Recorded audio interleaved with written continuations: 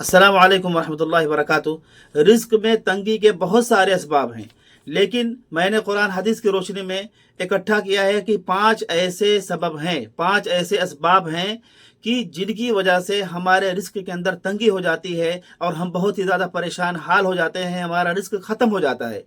तो उन 5 सबब पर गौर करें और देखें कि क्या उनमें से किसी एक पर हमारा अमल है कि इस वजह से हम परेशान हैं, हमारे रिस्क के अंदर कमी हो रही है। तो उनमें से नंबर 1 पर आता है अल्लाह के ऊपर तवक्कुल न करना, अल्लाह के ऊपर भरोसा न करना, अल्लाह के ऊपर यकीन न करना कि अल्लाह ही हमें रिस्क दे रहा है और जैसा दे रहा है वो बेहतर दे रहा है। तो एक चीज़ ये अगर कमी है तो भी रिस्क के अंदर कमी आने लगती है। दूसरे नंबर पर आता है कि नाफरमानी, अल्लाह की अगर नाफरमानी हो रही है और गुनाह पर अमल हो रहा है, यानी नाफरमानी भी हो रही है और गुनाह पर गुनाह किए जा रहे हैं। मिसाल के तौर पर जैसे झूठ पर झूठ बोले जा रहे हैं, झूठ से रिस्क के अंदर बहुत ज़्यादा तंगी होती है। इसलिए मेरे भाइयों बहनों, झूठ बोलना छोड़ दीजिए। रिश्वत लेना, हसद करना, कीना करना, बुग़्ज़ करना, ज़िना करना, ज़िना से भी जो है बहुत ज़्यादा नुकसान होता है। और ज़िना के बारे में आता है कि कर्ज़ को लेकर के आता है और इंसान परेशान हो जाता है। इसलिए इन तमाम चीज़ों से बचना चाहिए, अल-इयाज़ बिल्लाह। तीसरे नंबर पर आता है हराम माल की कमाई, हराम माल का हुसूल। आज की दुनिया में भाग दौड़ में हम ये नहीं देखते कि माल कहाँ से आ रहा है और कैसा है, क्या हलाल है या हराम है। रिश्वत के ज़रिए हम हासिल करते हैं और बेईमानी के ज़रिए हासिल करते हैं, हराम के ज़रिए हासिल करते हैं, तरह तरह की चीज़ें होती हैं। तो हराम कमाई का हुसूल इससे बिल्कुल छोड़ दीजिए। अगर हराम 1 रुपये भी आ रहा है तो आपका सारा पैसा हराम हो जा रहा है। नंबर 4 पर है हुकूक को सही तरीके से ना अदा करना।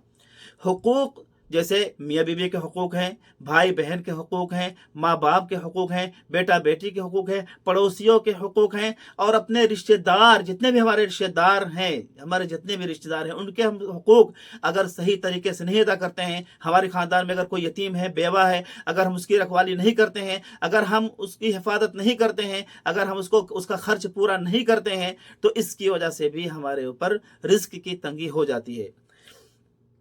नंबर 5 पर आता है क़त्अ ताल्लुक़, क़त्अ अरहाम, यानी रिश्तों को ख़त्म करना, रिश्तों को तोड़ना।